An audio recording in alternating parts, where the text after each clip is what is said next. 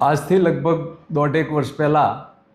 મોડાસા તાલુકાના એક ગામની સગીરાને એક આરોપી જયમીન કનુભાઈ બામણિયા રહેવાસી લાલપુર તાલુકો ભિલોડા નાઓ એને લલચાવી ફોસલાવી અને લગ્ન કરવાની લાલચ આપી બગાડી ગયેલો. સગીરાની ઉંમર 14 વર્ષ અને 8 માસની હતી. ધોરણ 10માં અભ્યાસ કરતી હતી અને આરોપી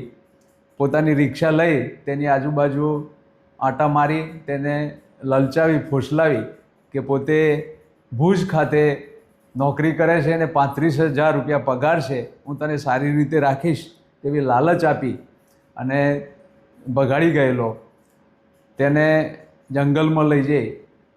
તેની સાથે બદકૃત્ય આચરેલું.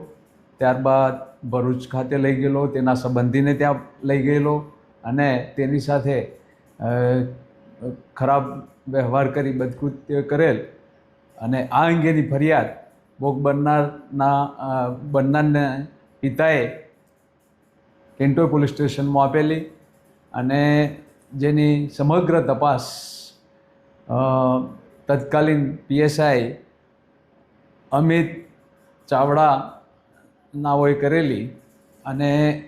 તેનું ચાર્જશીટ કરી મોડાસાની પોક્સો કોર્ટમાં રજૂ કરવામાં આવેલું અને